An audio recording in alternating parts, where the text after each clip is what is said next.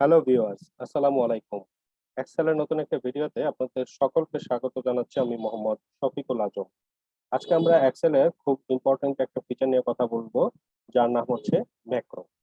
এই ম্যাক্রোর মাধ্যমে আপনাদের ডকুমেন্টের মধ্যে আপনাদের যে ফরম্যাটিং করেন বা ফর্মুলা ইউজ করেন বা যাই কাজ করেন না কেন, সেই জিনিসগুলোকে রেকর্ড করে রাখতে পারবেন এবং ভিন্ন কোনো ডকুমেন্টে বা একই ডকুমেন্টের ভিন্ন কোনো শিটে সেম জিনিসটাকে আপনারা অ্যাপ্লাই করে ফেলতে পারবেন। তো চলুন দেখে আসি এটা কিভাবে কাজ করে। প্রথমে একটা এক্সেল শিট ওপেন করে নিলাম আমি। ওকে, সম্পূর্ণ একটা ব্ল্যাঙ্ক ডকুমেন্ট দেখতে পাচ্ছেন আপনারা।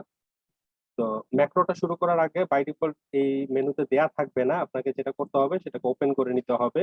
তার জন্য ফাইলসে যাবেন, সেখান থেকে অপশনস এবং কাস্টমাইজ রিবনে ক্লিক করে এখানে একটা ড্রপ ডাউন দেখতে পাবেন। এখান থেকে মেইন ট্যাব যেটা আছে ওটা সিলেক্ট করবেন। নিচের দিকে আপনাদের মেনুগুলোকে দেখতে পাবেন।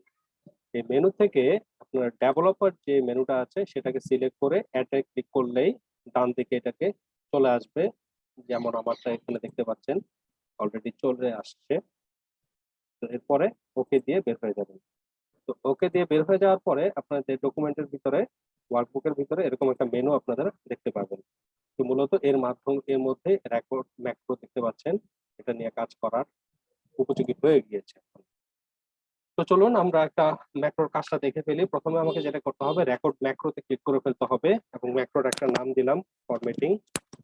অর্থাৎ আমার এই এক্সেল বুকের মধ্যে যে ফরম্যাটিং এর কাজগুলো করব সেটা আমি অন্য শীটের মধ্যে নিয়ে যেতে চাচ্ছি। আপনারা শুধু ফরম্যাটিং না, এই শীটের মধ্যে যা কাজ করবেন না কেন বা এই ওয়ার্কবুকে যা কাজ করবেন না কেন সবগুলোকে আপনারা রেকর্ড করে অন্য কোনো শীটে বা অন্য কোনো ওয়ার্কবুকে অ্যাপ্লাই করতে পারবেন। তো আমি একটা প্রথমে নাম দিলাম ফরম্যাটিং, এটা একটা শর্টকাট কিও আপনারা দিতে পারেন। আমি দিলাম কন্ট্রোল এল,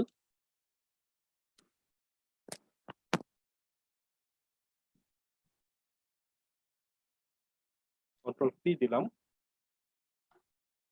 আচ্ছা, store macro in this workbook এটাই থাকুক। আর এখানে ডেসক্রিপশন ব্ল্যাঙ্ক রেখে আমি ওকেতে ক্লিক করলাম। আমার রেকর্ড অলরেডি কিন্তু স্টার্ট হয়ে গিয়েছে, দেখেন এখানে স্টপ রেকর্ডিং শো করছে। দ্যাট মিন্স এটা আমি স্টপ করতে পারবো, আমার অলরেডি চালু হয়ে গিয়েছে। তো দেখেন এখানে আমি একটু কাজ করি, আমি কিছু ফরম্যাটিং এর কাজ করে ফেলি। ধরেন এতটুকু আমি সিলেক্ট করলাম, এটাকে মার্জ করলাম, হাইলাইট করলাম, এখানে নাম দিলাম এক্সাম্পল। এটাকে আমি একটু বোল্ড করে দিলাম, বড় করলাম। দেন হচ্ছে ফন্টটাকে চেঞ্জ করলাম,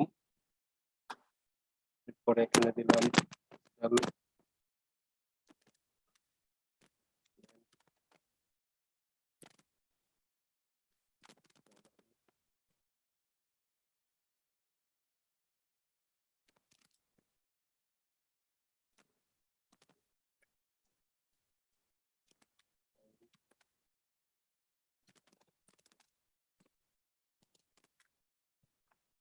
এভাবে কিছু আমি লিখে ফেললাম। এখানে সবগুলোকে আমি সিলেক্ট করে অ্যালাইনমেন্টটা সেন্টার করলাম।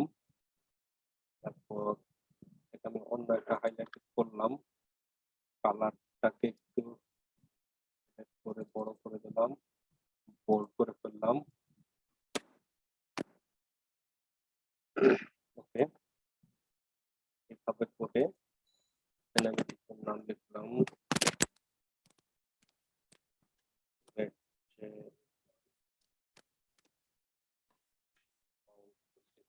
ফর্মুলা ইউজ করবো, তাতে যা কিছু খুশি আর কি এখানে আপনারা ইউজ করতে পারবেন।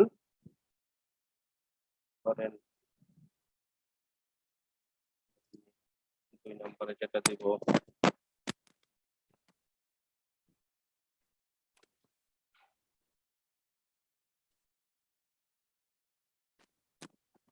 তাদের বোঝার সুবিধার জন্য আমি এই দুটাকেই রাখছি আর কি। হ্যাঁ, তো ধরেন এখানে আপনি কিছু কাজ করলেন, সেটাকে আপনি ফরম্যাটিং করলেন বা আপনি ফর্মুলা ইউজ করলেন। এক্সেলের মধ্যে আপনাদের যা যা কাজ করা প্রয়োজন সেই কাজটা আপনারা করলেন, করার পরে ঠিক এই অবস্থাতেই রাখলাম আমি।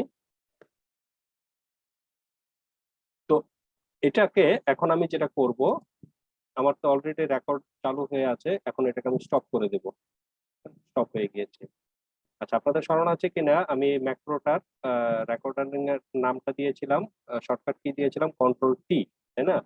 তো এখন আমি যদি অন্য একটা ব্ল্যাঙ্ক শিটে যে জাস্ট কন্ট্রোল টি প্রেস করি, তাহলে দেখেন মজাটা কি, আমি ওই শিটের মধ্যে যা করেছিলাম সব কিন্তু এই শিটের মধ্যে একটা ক্লিকের মাধ্যমেই চলে আসছে। No need to copy and paste, no need to drag and drop, কিচ্ছু করার দরকার নেই, খালি একটা শর্টকাট কি ইউজ করেছেন, সাথে সাথে কিন্তু আপনার এখানে চলে আসছে। নট অনলি দ্যাট, এরকমও যদি হয় যে না এই শিটে না, আপনার নতুন একটা ওয়ার্কবুক আপনি তৈরি করছেন, দেখেন আমি একটা নতুন ওয়ার্কবুক নিয়েছি, সেখানেও যদি সেম জিনিসটা আপনি অ্যাপ্লাই করতে চান সেটাও কিন্তু পসিবল। কিবোর্ড থেকে কন্ট্রোল টি প্রেস করবেন, জাস্ট নতুন ডকুমেন্টে আপনাদের সেই এটা চলে আসবে উইথ ফর্মুলা, ফাংশন, যা যা ইউজ করেছেন। মোট কথা হচ্ছে ওই এক্সেল শিটের মধ্যে যা করেছেন সবগুলো কিন্তু রেকর্ডের অবস্থায় আছে এবং সবগুলো কিন্তু এখানে চলে আসবে। এর ইম্পর্টেন্সটা আমি একটু বলি। ধরেন আপনি একটা গুরুত্বপূর্ণ কাজ করছেন, ধরেন আপনি একটা কোম্পানির স্যালারি শিট তৈরি করছেন এক্সেলে, তো ঠিক সেই অবস্থাতেই আপনার ধরেন কোনো একটা কারণবশত ওই এক্সেলের ইয়াটা নষ্ট হয়ে গিয়েছে, ক্র্যাশ করেছে, বা কোন একটা প্রবলেম করেছে, বাট আপনার কাজটা কিন্তু ম্যাক্রোতে রেকর্ড করা থাকলে হবে কি, আপনার সেই রেকর্ডটা হয়তো বা আপনি ব্যাক নিতে পারবেন না জিনিসটা, কিন্তু ম্যাক্রোতে রেকর্ড করা থাকলে হবে কি, আপনি একটা ক্লিকের মাধ্যমে যা যা কাজ করেছিলেন সবগুলো কিন্তু আপনি ব্যাক নিয়ে আসতে পারেন। তো এই হচ্ছে ম্যাক্রোর খুব একটা চমৎকার সুবিধা। তো আশা করি আপনাদের ভিডিওটা ভালো লেগেছে। ভিডিওটা খুবই শর্ট করেছি এই কারণে যে আপনাদের কাজের জন্য যাতে সুবিধা হয় এবং আপনারা যাতে প্র্যাকটিস করতে পারেন, এজন্য শর্টে রেখেছি। তো ভালো থাকবেন। আর যদি কারো কোনো কোশ্চেন থাকে তাহলে অবশ্যই কমেন্ট বক্সে আমাকে জানাবেন, আমি আনসার দেওয়ার চেষ্টা করব। তো আপাতত আজকে এই পর্যন্তই, বিদায় নিচ্ছি। দেখা হবে নতুন কোনো ভিডিওতে। সে পর্যন্ত ভালো থাকুন, সুস্থ থাকুন। আর আমার চ্যানেলটিকে যারা এখনো সাবস্ক্রাইব করেননি তারা অবশ্যই সাবস্ক্রাইব করে রাখবেন, পাশে থাকা বেল আইকনটিও বাজিয়ে রাখবেন, যাতে করে এই ধরনের ভিডিওগুলো আপনাদের মিস না হয়। আল্লাহ হাফেজ, আসসালামু আলাইকুম।